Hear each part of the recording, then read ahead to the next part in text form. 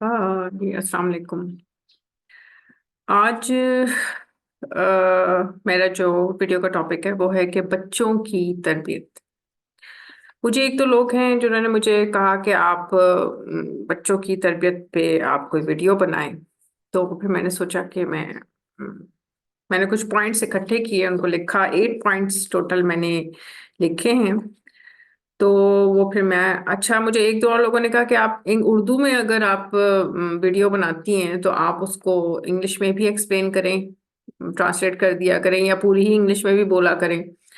तो फिर मैंने सोचा कि आज इस वीडियो को मैं पहले उर्दू में बोलूंगी और उसके बाद फिर मैं उसको इंग्लिश में ट्रांसलेट करूंगी थोड़ा सा।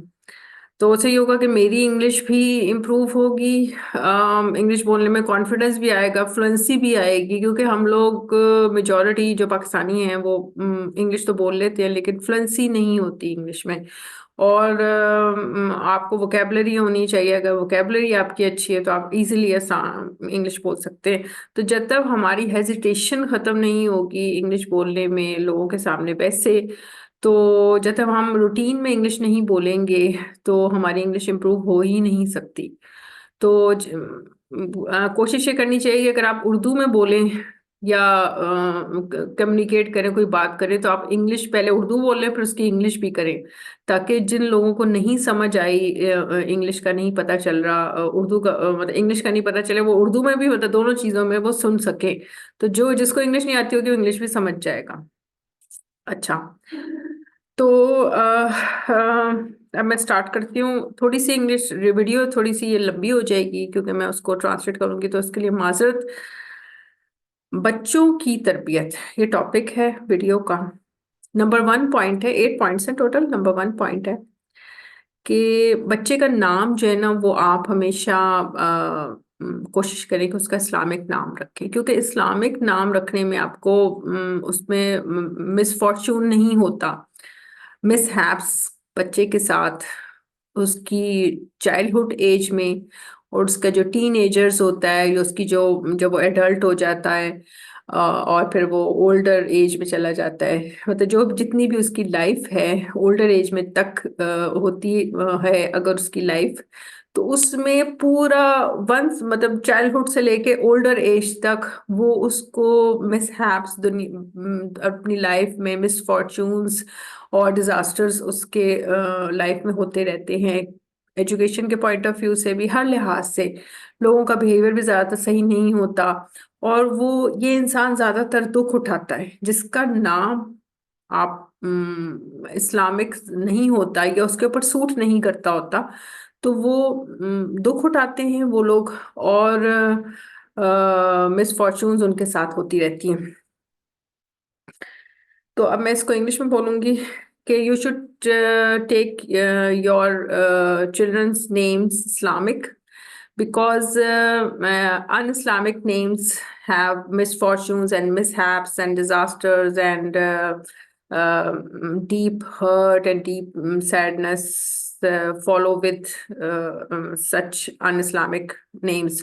So you should be careful and try to take Islamic names of your children. पहली तो बात हो गई कि आपने नामों का ध्यान रखना है बच्चों के। अच्छा, दूसरा जो पॉइंट है वो है कि रिश्तेदार जो हैं वो जादू टोना करते हैं। ठीक है,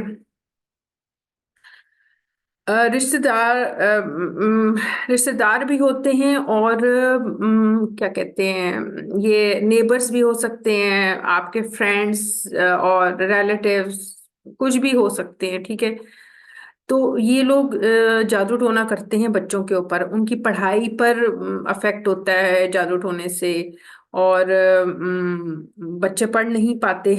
अच्छा, एक मैं आपको उसका एक वाक्य सुनाती हूँ। इसको पहले मैं इंग्लिश में कह देती हूँ और फिर मैं उसका वाक्य सुनाती हूँ आपको एक, कि the children, relatives, friends, neighbors, etc. Do spell or jadoo or black magic. So you should protect yourself and your children from jadoo and from spell and from black magic, because jadoo is very effective and it give sadness and bad luck and mishaps in one's life। अच्छा, ये तो हो गया English में। अच्छा, अब मैं आपको एक वाक्य सुनाती हूँ कि दो भाई थे।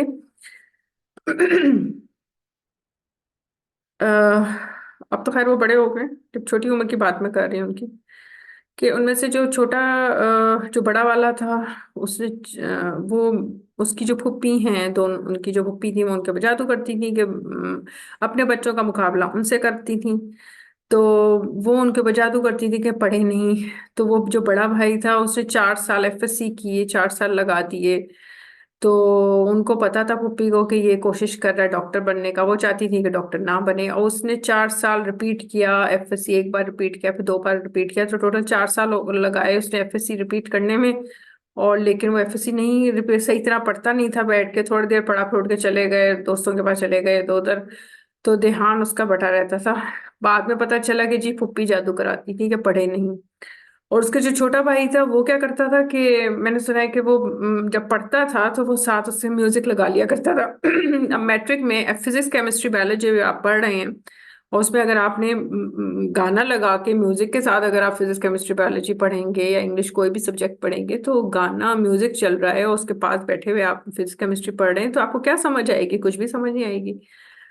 तो उस बच्चे ने भी खैर नंबर तो लिए, लेकिन वो अच्छे वाले नंबर नहीं आए उसके। खैर दोनों अब बड़े हो गए, अपनी जॉबें वगैरह जो भी उन्होंने करना था वो किया, लेकिन दोनों डॉक्टर नहीं बन सके इसी वजह से, क्योंकि उनकी पुप्पी उनके ऊपर जादू टोने करती थी।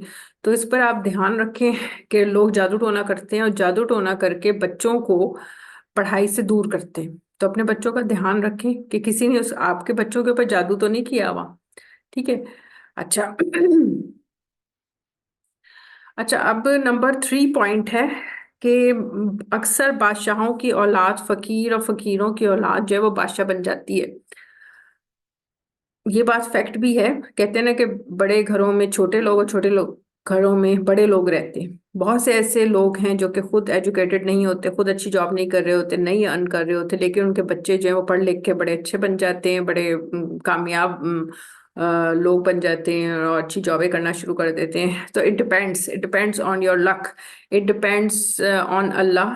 एंड इफ यू, अब मैं इसको इंग्लिश में बोलूंगी कि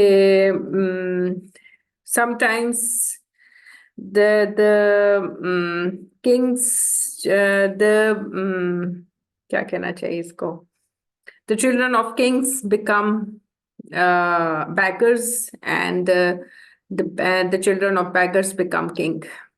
तो इस पे आप भी ध्यान दें, किसी की दिल आजारी ना करें। Heart breaking is very very very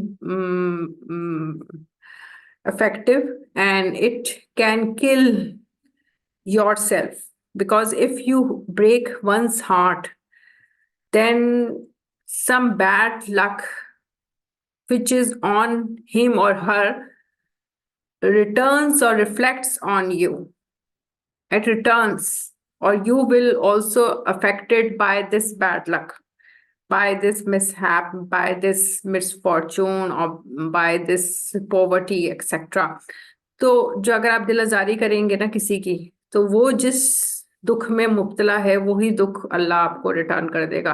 तो दिल आजारी मत करें, क्योंकि दिल आजारी करने से ये होता है कि उस इंसान जो जिससे उसे दुख पहुंचा है ना, वही दुख रिटर्न आपकी तरफ आ जाएगा, वही दुख।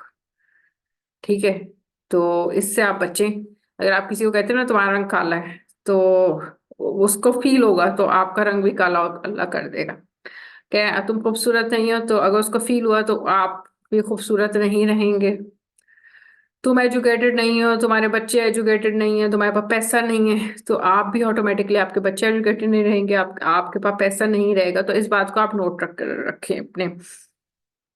नंबर 4 पॉइंट है कि हमेशा हलाल रोजी बच्चों को खिलाएं, क्योंकि हराम की वजह से हमने कब्र में इसका जवाबदेह होना है। और एक लुकमा हराम का 40 दिन की इबादत को बर्बाद कर देता है। एक लुकमा जो है ना, अगर आप हराम अपने बच्चों को खिलाते हैं, तो वो आपकी 40 दिन, 40 डेज की जो आपकी इबादत हैं, आपकी जो क्या कहते हैं, आपकी जितनी इबादत, यानी कि जब हम नमाजें पढ़ते हैं तो उसकी जो इबादत थी उनको कहा कहते हैं ना, तो वो आपकी 40 दिन की जो इबादत हैं वो आपकी ज़ाया हो जाती हैं सिर्फ इस हराम लुकमा खुद खाने से और बच्चों को खिलाने से।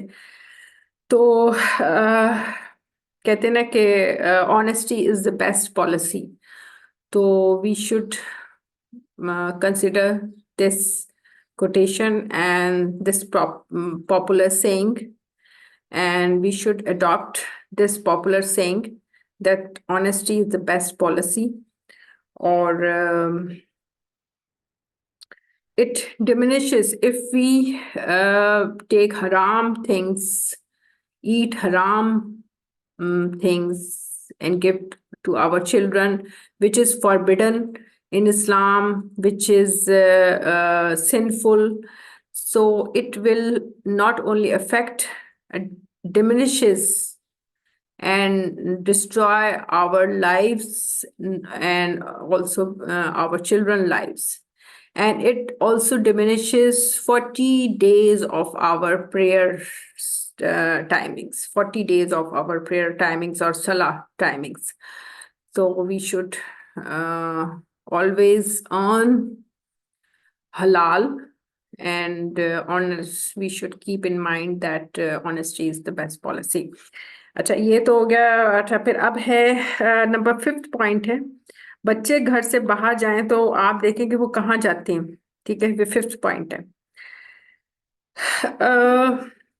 बच्चों पे आप नजर रखें। 5th और 6th पॉइंट ये है कि 6th पॉइंट है कि बच्चों के जो दोस्त हैं, वो अक्सर बच्चों के जो दोस्त हैं, अगर वो लड़का है या आपका बेटा है या बेटी है, उस पर आप देखें कि वो बाहर किन किन टाइमिंग्स पे जाते हैं। और जब वो बाहर जाते हैं तो वो बच्चे अपने फ्रेंड्स उनके कौन से हैं, उनके फ्रेंड्स पर नजर रखें। क्या वो फ्रेंड्स उनको स्मोकिंग में या डेटिंग में या फास्ट ड्राइविंग में तो नहीं लगा रहे।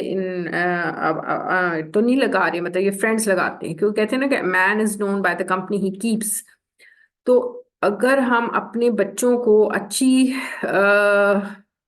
कंपनी देंगे तो वो अच्छा ग्रूम अप होंगे। अच्छा, देखें ना, ग्लूमी पर्सन के साथ लोगों के आप बैठेंगे तो आप भी ग्लूमी हो जाएंगे। अगर आप ग्लूमी लोगों में बैठेंगे तो आप ग्लूमी हो जाएंगे। ठीक है, तो कंपनी आपको, एक अच्छा बंदा है लेकिन उसके इर्द गिर्द के सारे लोग खराब हैं, तो वो बंदा भी ऑटोमेटिक उससे अफेक्ट होता है और उसकी सारी उसकी जो कैपेबिलिटीज होती हैं, सलाहियतें होती हैं, वो खत्म हो जाती हैं। ठीक है, किसी के वजह से। अब जैसे हमारे पॉलिटिशियंस हैं, पॉलिटिशियन एक सही होगा लेकिन उसके इर्द गिर्द के लोग बुरे होते हैं, तो वो बेचारा उससे अफेक्ट होता है। ठीक है, उस बेचारे ने गलती नहीं की होती, उसके आसपास जो उसके मातहत लोग होते हैं उन्होंने गलतियां की होती हैं, इल्जाम इस बेचारे पे चला जाता है जो कि हाँ, लीडर होता है। तो इस तरह पाकिस्तान में हो रहा है कि जिसने, कहते हैं ना कि करता कोई है भुगतता कोई है। तो ये बड़ा बड़ा ही इंसाफ नहीं है। और जिन कौमों में इंसाफ नहीं होता ना, वो जल्दी खत्म हो जाती है। जिन मुल्कों में, जिन कौमों में इंसाफ नहीं कायम हुआ, वो जल्दी खत्म हो गई। तो इस बात को आप नोट रखें। जैसे अंग्रेज हैं, अंग्रेज हमेशा जो है ना, वो इनमें एक ये बड़ी अच्छी क्वालिटी है कि इंसाफ करते हैं। एक तो ये झूठ नहीं बोलते, और एक ये इंसाफ पे कायम हैं और हमेशा रहेंगे क्यामत तक। इसलिए क्यामत से पहले ये प्रेडिक्शन है कि रूमी रूमी कहते हैं अंग्रेजों को, रूमी सबसे आगे होगा इस क्यामत से पहले। उसकी वजह है कि उनमें कुछ 5-6 क्वालिटीज हैं, वो भी मैं कभी आपको दूसरी वीडियोस में बताऊंगी। कि उनमें एक क्वालिटी ये है कि ये इंसाफ करते हैं, इनमें इंसाफ बहुत ज्यादा है, तो इंसाफ की वजह से आगे निकल जाते हैं। पाकिस्तान में भी अगर इंसाफ कायम हो जाए तो आप देखें कि सिर्फ इंसाफ हो जाए, झूठ, मक्कारी, फरेब, धोखा देना या चोरी करना, डाका डालना ना करो, करो करो, जो मर्जी करना है करो, लेकिन सिर्फ इंसाफ कायम कर दो। सिर्फ इंसाफ कायम हो जाए, सिर्फ एक स्टेप, एक क्वालिटी आ जाए इन लोगों में, पाकिस्तानियों में, हुक्मरानों में, सिर्फ एक क्वालिटी आ जाए कि ये इंसाफ करना शुरू कर दें, तो आप देखें कि पाकिस्तान, मैं कहती हूँ कि कनाडा और ऑस्ट्रेलिया और यूके जो एडवांस कंट्रीज है उनसे आगे निकल जाएगा। मैं गारंटी है, मैं क्या आपको चैलेंज करती हूँ कि वो आगे निकल जाएगा, सिर्फ इंसाफ कायम हो जाए, इंसाफ दिया जाए बस। अच्छा, 6 पॉइंट हो गया कि आप अपने बच्चों को की कंपनी को नोट रखें कि उनके बच्चे, आपके बच्चे जो है वो, उनके जो फ्रेंड्स हैं वो किस किस्म के उनके फ्रेंड्स हैं, ठीक है, उन पे आप नजर रखें। अच्छा, 7 और 8, अब 2 पॉइंट्स रह गए। 7 पॉइंट ये है कि छोटी उम्र में ना बच्चों को बीमारियां लग जाती हैं, ठीक है, in childhood and in tin agers. ये दो एज ग्रुप्स हैं, चाइल्डहुड सबसे छोटे, चाइल्डहुड, और फिर टीन एजर्स जो कि 13 to 17 एज तक होते हैं, उनको टीन एजर्स कहते हैं। 13 से 17 साल तक के बच्चों को टीन एजर्स कहते हैं, और जो 18 होता है या 18 से जो ज्यादा होता है उसको हम एडल्ट कहते हैं। मैंने अपनी पहली वीडियोस में भी आपको बताया। तो जी, जो टीन चाइल्डहुड और टीन एजर्स में ना बच्चों को बीमारियां लगती हैं और वो सारी उम्र चलती हैं, और ये वो बेचारे खुद नहीं लगाते, पेरेंट्स लगाते हैं। तो आप parents, they are responsible, parents are responsible to give diseases to their children. Parents are responsible. एक बच्चे को पोलियो हो गया, अब वो पेरेंट्स के टांगे तो हैं, बच्चे की टांग नहीं है, वो बेचारा बैठा रहता है। किसका कसूर है? किसने पोलियो, किसने ये पोलियो लगाया? पेरेंट्स ने लगाया। टांगे खुद तो चल फिर रहे हैं, बच्चा बैठा हुआ है बेचारा, उसकी टांगे वो चल नहीं सकता। किसका कसूर है? बच्चे का, पेरेंट्स का? पेरेंट्स का। अच्छा, फिर है कि उनको टीबी हो जाती है। बहुत से बच्चों को मैंने देखा कि छोटी उम्र में लड़कियों को टीबी हो गई, फिर उनकी शादियां कर दी जाती हैं। खासतौर पर गांव में टीबी जो है वो एक गरीब की बीमारी है। टीबी को कहते हैं कि ये गरीबों की बीमारी है। ये उन लोगों को होती है जिनकी डाइट अच्छी नहीं होती, जो अच्छी डाइट, फल सब्जियां वगैरह दूसरी ताकत की चीजें नहीं खाते, उनको टीबी हो जाती है। और टीबी का जो बैक्टीरिया होता है ना, वो आपके एटमॉस्फेयर में होता है, हवा में मौजूद होता है। बैक्टीरिया हर जगह होता है हवा में। इस वक्त यहाँ पर भी टीबी के बैक्टीरिया मौजूद हैं, हर हवा में, हर जगह। खुली हवा में भी थोड़े कम होते हैं, लेकिन फिर भी हवा में हर जगह, पूरे एटमॉस्फेयर में आपके टीबी के बैक्टीरिया मौजूद हैं। जब हम सांस लेते हैं तो टीबी का बैक्टीरिया हमारी सांस से अंदर चला जाता है। जिन लोगों की इम्यूनिटी कम होती है ना, उनको ये जो टीबी का जो बैक्टीरिया है ना, वो उन पे फौरन अफेक्ट करता है। या जिनके गले में बलगम है, खास तौर पर जिनके गले में बलगम होता है, खांसी होती है, उनको बहुत फौरन जाके ये कैच करता है। बलगम जो है ना, वो टीबी के बैक्टीरिया को कैच करता है। इससे गले में बलगम नहीं होना चाहिए। हाँ, अगर आपके गले में बलगम है तो आप फौरन 2-3 दिन तो आप ट्राई करें, 3-4 दिन तक आप ट्राई कर लें कि खांसी का सिरप पीने से, चाय वगैरह दूसरी चीजें से करें, कोशिश करें कि बलगम खत्म हो जाए। अगर बलगम खत्म नहीं होता तो फौरन आप एंटीबायोटिक स्टार्ट कर दें, क्योंकि अगर आप एंटीबायोटिक स्टार्ट नहीं करेंगे तो आफ्टर 15 डेज तक आपकी खांसी चलती रही, 1 से लेकर 15 डेज तक अगर आपकी खांसी चलती रही, तो आफ्टर 15 डेज के बाद आपको टीबी का टेस्ट करवाना है। आफ्टर 15 डेज के बाद ये पॉसिबिलिटी है, बहुत ज्यादा, 70-80% चांसेस है कि आपको टीबी तो नहीं हो गई। इसलिए मेरे फादर क्योंकि डॉक्टर थे और उन्होंने इस तरह की मुझे बातें बताते रहते थे, तो मुझे इस तरह की बातें बहुत ज्यादा इंफॉर्मेशन है। मेरे बहन भाई भी डॉक्टर हैं, तो मुझे टीबी का उन्होंने एक बार बड़े डिटेल में मुझे बताया था कि टीबी का पेशेंट जो है ना, दूर से पहचाना जाता है। आपको उसको टेस्ट करने की जरूरत नहीं, वो बिल्कुल वो कहते हैं हड्डियों का ढांचा होता है। जो टीबी का पेशेंट होता है ना, वो हड्डियों का ढांचा होता है, उसके जिस्म पे बिल्कुल गोश्त नहीं होता, तो आप उसको वैसे ही पहचान लेते हैं कि ये टीबी का पेशेंट है।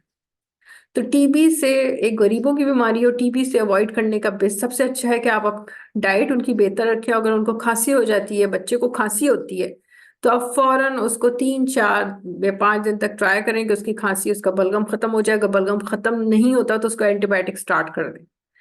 तो ये गरीब लोग जो एंटीबायोटिक नहीं देते हैं, वो इसी वजह से उनको टीबी, बच्चों को, छोटे छोटे बच्चों को टीबी हो जाती है। लड़कियों को टीबी हो जाती है, पतली सी होती हैं, फिर उनकी शादियां कर दी जाती हैं। जब बच्चे हो जाते हैं, बहुत से बच्चे हो जाते हैं, फिर भी वो स्लिम की स्लिम, पतली की पतली ही होती हैं। बाद में पता चलता है बच्चों के पैदा होने के बाद, 4 बार बच्चे पैदा हो गए उसके बाद वो पतली की पतली होती हैं। उसकी वजह होती है कि उनको छोटी उम्र में टीबी लग गई। किसने लगाई? माँ बाप ने लगाई। तो माँ बाप रिस्पॉन्सिबल होते हैं ये बच्चों को बीमारियां लगाने के, टीबी ना लगाने के, और ये पोलियो लगाने के। ये माँ बाप रिस्पॉन्सिबल हैं, बच्चे भुगतते हैं। तो बच्चों की तरबियत अगर आप सही नहीं करेंगे तो आप सोचें कि एक टीबी का बच्चा है, पेशेंट है, औरत है या मर्द है, उस बेचारे का क्या कसूर, जिसको छोटी उम्र में माँ बाप ने उसको एंटीबायोटिक नहीं दी, खांसी का ख्याल नहीं रखा, उसकी खांसी ठीक नहीं की, उसको टीबी लगा दी, पोलियो लगा दिया उसको। और बड़ी बीमारी है, दांत खराब कर देते हैं ये पेरेंट्स, दांतों का ध्यान नहीं रखते, बच्चों को कहते नहीं है कि तुम 2 टाइम्स ब्रश करके सो। बच्चों को ब्रश नहीं करवाते, मीठी चीजें खाएंगे, आइसक्रीम वगैरह दूसरी चीजें खाएंगे, फिर वो ब्रश नहीं करते। तो ये भी फैक्टर है। अच्छा, इतना लंबा मैंने बोल दिया, अब इसको मैं इंग्लिश में कह देती हूँ। 7th पॉइंट है कि you should protect your children from different diseases in your childhood, and because mostly in all over the world, children in their childhood and in the age group, they are mostly affected by different diseases like TB and polio and dental diseases। और एक और भी होती है बात, no confidence मैंने लिखा हुआ है इसमें।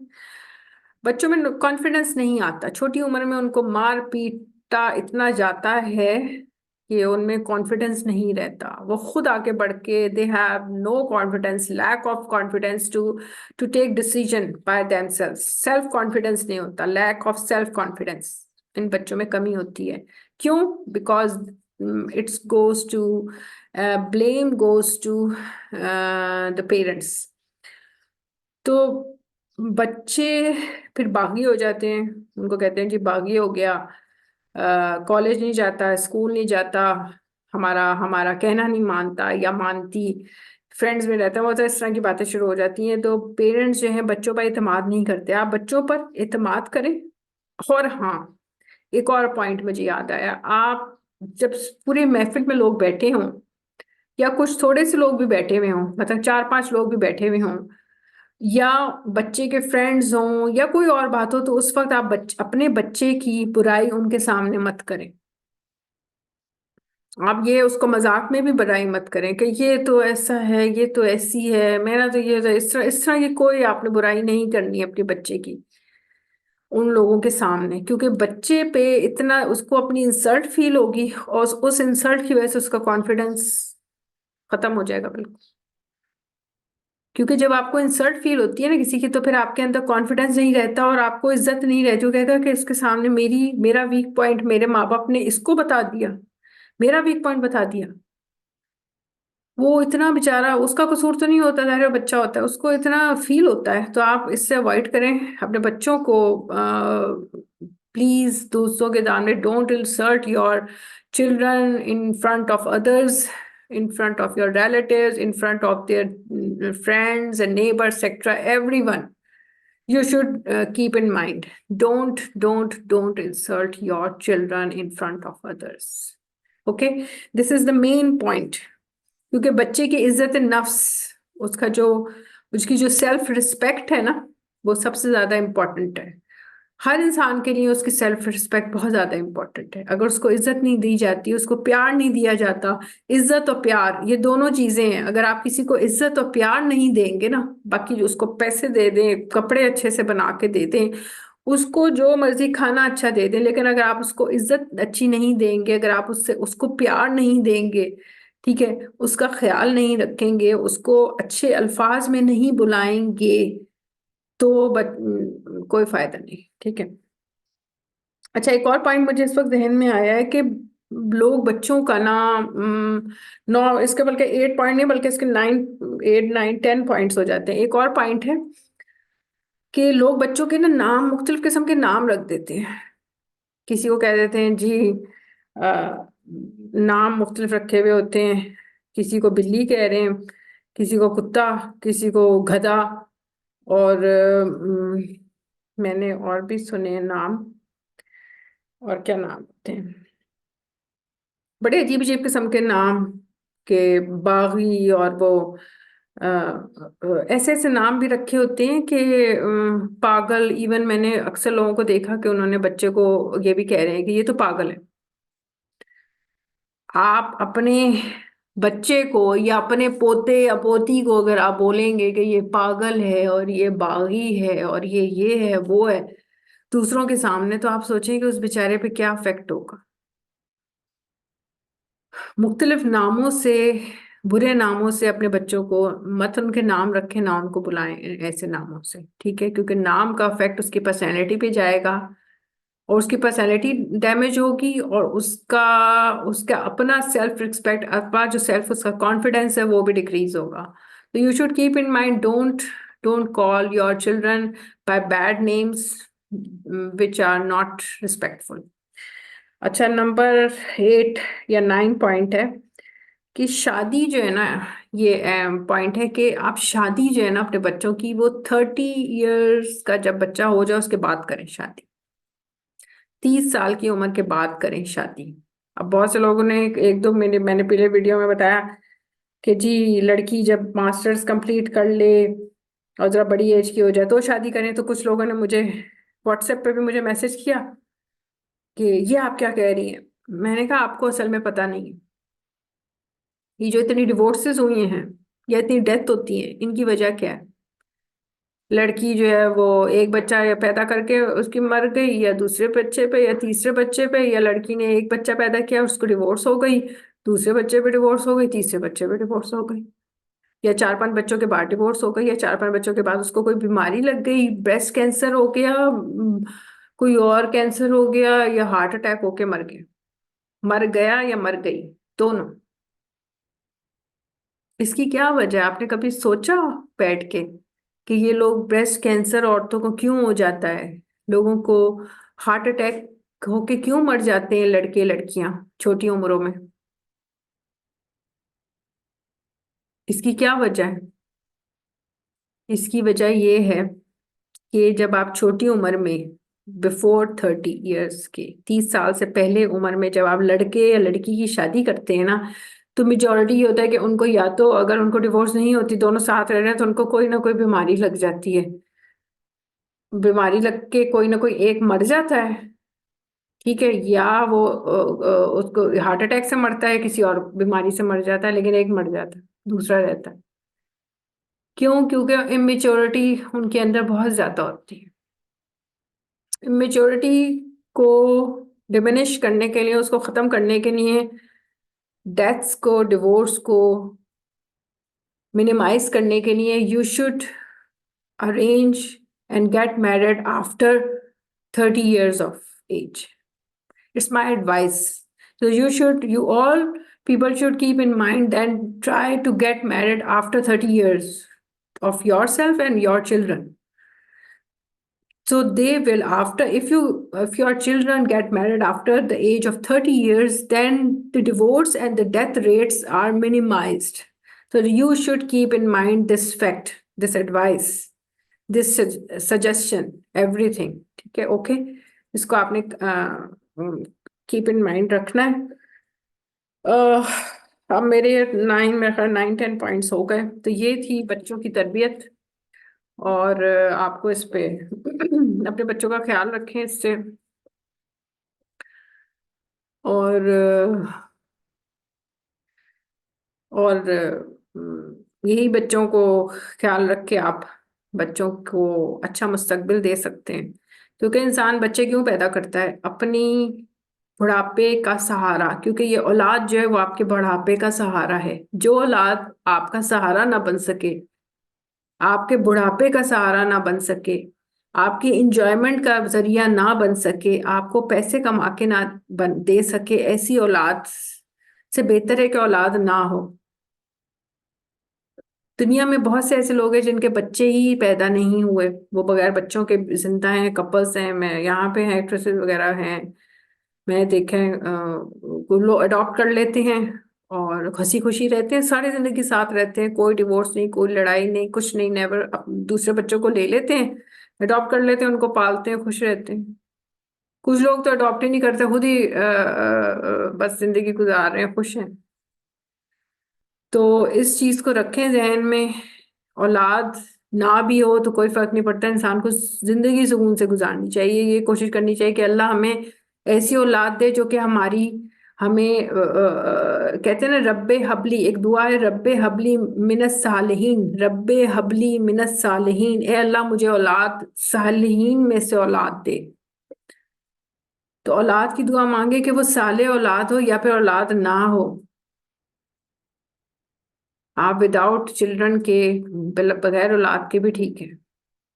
औलाद की ख्वाहिश अगर अडॉप्ट करें तो वो अच्छी औलाद आपको मिले, वरना एक दो लोग मुझे बताए थे उन्होंने अडॉप्ट किया बच्चे, एक लड़का एक लड़की, तो इतना उन्होंने तंग किया कि हशर किया हुआ था घर में। उनके फरमाबरदार वो नहीं थे बच्चे, पता नहीं कैसे थे। कोई मुझे 2-3 साल पहले किसी ने मुझे बताया था। बच्चे भी अडॉप्ट करें तो ध्यान रखें कि वो बच्चे सही हैं कि नहीं। अल्लाह से दुआ मांगे कि अल्लाह मैं, हम लोग अडॉप्ट कर रहे हैं बच्चे, तो बच्चे हमारे हमारे फर्मा बरदार रहें, हमारे बुढ़ापे का सहारा बने। अगर ये औलाद, ये बच्चा मेरे बुढ़ापे का सहारा नहीं बनता तो ऐसी औलाद से बेहतर है कि आप अकेले रहें, वो ज्यादा बेहतर है। कहते नहीं, इंसान अकेला है।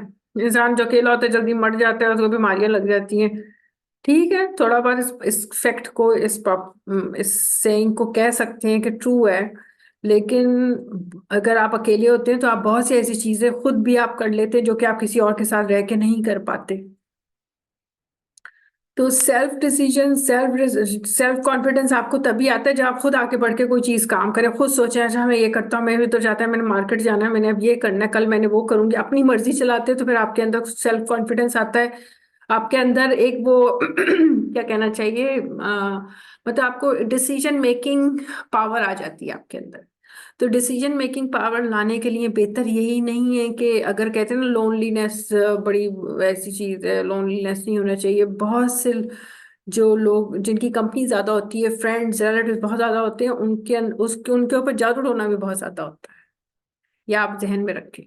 तो अपने मिलने जुलने वाले थोड़े से लिमिटेड रखें। उन लोगों को अपनी कंपनी में रखें जो कि आप जो आपके साथ सिंसियर हो, जो आपकी प्रॉस्पेरिटी चाहते हो, जो आपके साथ आपकी वेल बीइंग, आपके साथ आपकी वेल विशर हों।